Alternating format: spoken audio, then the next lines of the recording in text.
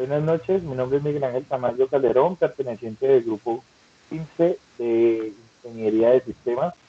Les presento a mis compañeros Tomás Darío Guerrero, Víctor Manuel Guevara y Sergio Iván Luna. Este proyecto es presentado a la ingeniera Diana Marcela Toquica, ingeniera docente.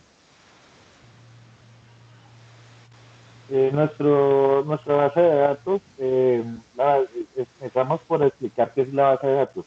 La base de datos se define como una base de datos es para el almacenamiento de información, para precisar datos los cuales puedan ser consultados después.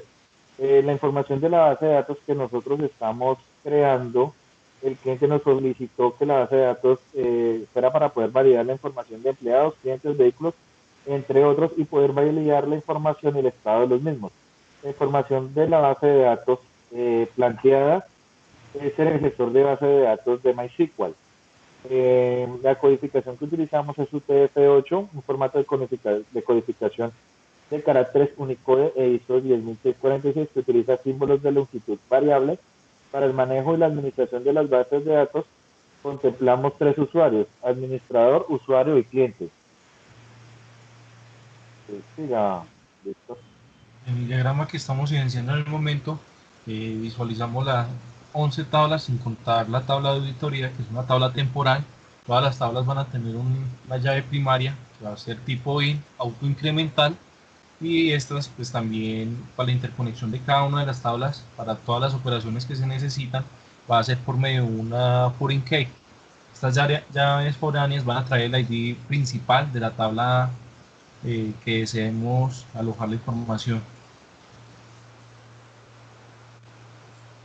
Los Toma. orígenes de datos se remontan a la antigüedad, donde ya existían bibliotecas y toda clase de registro. Sin embargo, su búsqueda era lenta y poco eficaz. El uso de las bases de datos se desarrolló a partir de la necesidad de almacenar grandes cantidades de información o datos. Esta es la importancia y el origen de las bases de datos. Los tipos de datos, de bases de datos, son las estáticas, que es el que vamos a usar en este proyecto, en contraste con las otras bases de datos. Las estáticas son modificables al pasar el tiempo, que nos permite funciones constantes de actualización, edición, eliminación de los datos. Un ejemplo para entender cómo usamos estas bases de datos en nuestra vida pueden ser los inventarios de las tiendas, donde se productos, códigos y precios. Estos cambian al acabarse los productos o incluir productos nuevos en el inventario. La base de datos que seleccionamos, acá el modelo que seleccionamos fue el relacional. Será el utilizado, pues en la actualidad se pueden administrar datos dinámicamente. En este modelo, el lugar y la forma en que se almacenan los datos no tiene relevancia, a diferencia de otros modelos como el jerárquico y el de la red, que esto tiene la considerable ventaja de que es más fácil de entender y de utilizar para un usuario esporádico de la base de datos. La información puede ser recuperada o almacenada mediante consulta y ofrece una amplia flexibilidad y poder para administrar la información. El lenguaje más habitual para construir la consulta de la base de datos es SQL. Entonces, esto era todo lo que les quería presentar. Buenas noches. Toma de decisiones. La toma de decisiones se basa en 4 estructuras más comunes. Usuarios normales. Los usuarios normales no son sofisticados ya que interactúan con el sistema de innovación de algunos programas. Programadores de aplicación. Ellos pueden elegir muchas herramientas para desarrollar interfaces. Usuarios sofisticados. Ellos forman sus consultas en un lenguaje de consultas de base de datos. Usuarios especializados. Son usuarios que son especializados en el macro de datos tradicional. Funciones del administrador. La más común es comprender la necesidad de los usuarios, ya que ellos son la petición de manejar la base de datos. La segunda sería garantizar que sea segura, ya que ellos compran una base de datos que sea segura para su información. Tercera, sería refinar el diseño de la logística para garantizar la información sean convertida en un modelo específicos como ellos quieren. Sistemas de gestión de base de datos al momento de utilizarla. Es un código abierto, quiere decir que es gratuito. Es compatible con Windows y Linux. Es fácil administrar y la documentación es muy amplia.